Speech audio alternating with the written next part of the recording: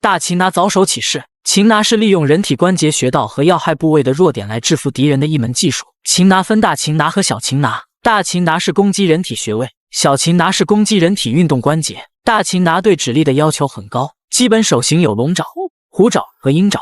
爪手拿肩，这里拿的是分布在左肩的穴位。擒拿之中，点穴和拿穴各有不同。点穴虽然杀伤力更大，但是不易做到，因为在对手移动的情况下，要精准点到对方穴位是很难的。更多的情况下是拿穴，大范围的拿住对方穴位，通过指力发劲挤压，也能对对手造成不小的伤害。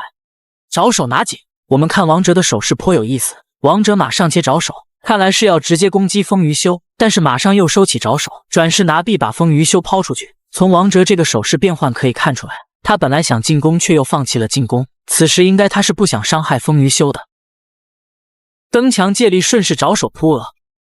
注意看，风鱼修此时爪手切7字勾手，勾手如锄，蕴含深挖内扣之力，在擒拿术锁扣动作中用法较多。勾手扣喉，爪手抓胸。这里我能看到王哲马上就把风鱼修的手拿开了。开头说到，大擒拿对指力的要求很高，擒拿有成者，他的指力一定是非常出色的。发力瞬间，那种透入骨髓的劲力，既让对手产生一种麻痹及酸软感，又让对手很难挣脱开，从而使之短暂时间内失去反击能力。所以王哲必须在风鱼修发力之前拿开他。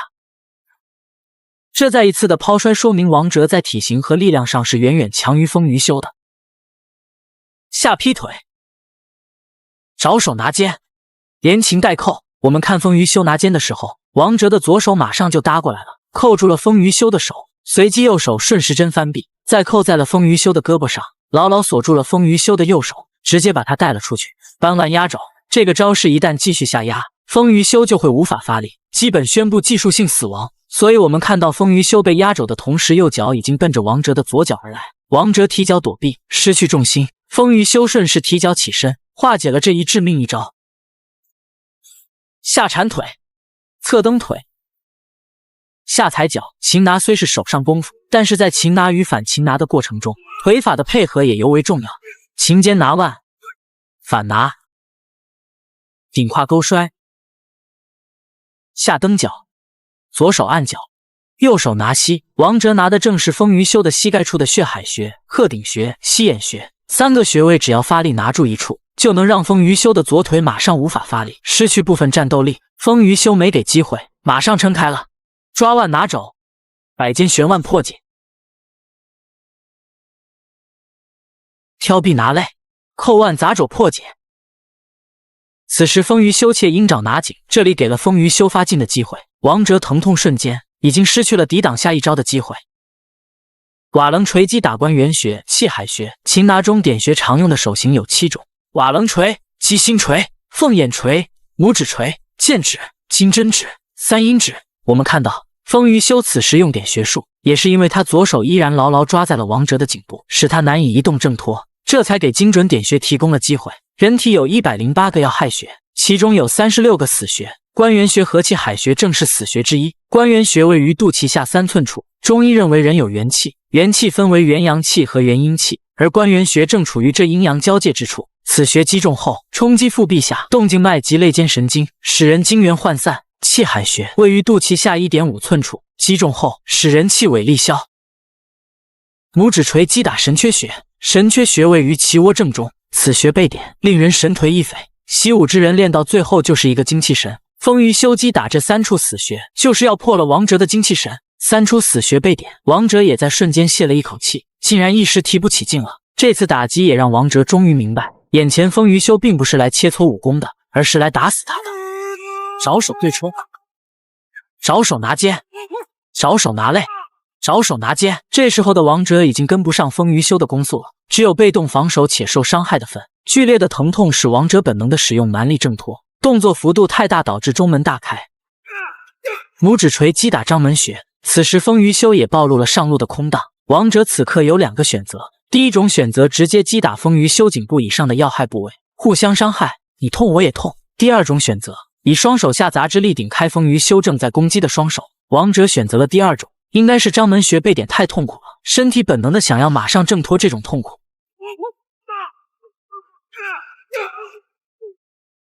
王哲顶开风鱼修的双手后，顺势一个抛摔，撑龙手。风鱼修被抛落的瞬间，单手撑在桌子上，一个翻身卸力，安全降落。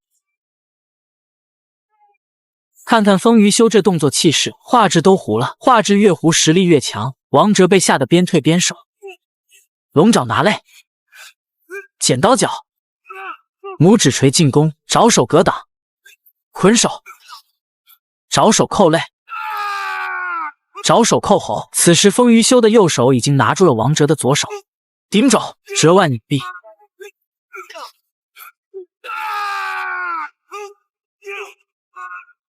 王哲在这么被动的情况下，还能把风鱼修拽过来，完全是力量压制，夹臂锁肘。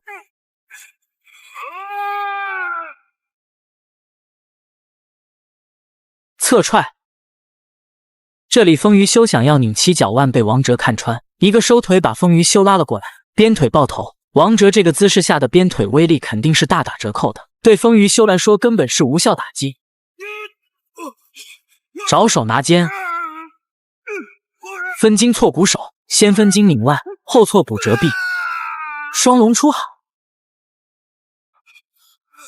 这里可以看到，风鱼修以手为尺，似乎在丈量寻找着什么。前正中线上，横平第四肋间，风鱼修找的正是膻中穴。此前关元穴、气海穴和神阙穴被点，王哲已成早衰疲态。如今风鱼修欲再点膻中穴，看来是想要直接击杀王哲。王哲伸手挡住膻中穴，撅指手。擒拿掰指主要分6种：撅指手、压指手、扣指手、扳指手、分指手、拉指手。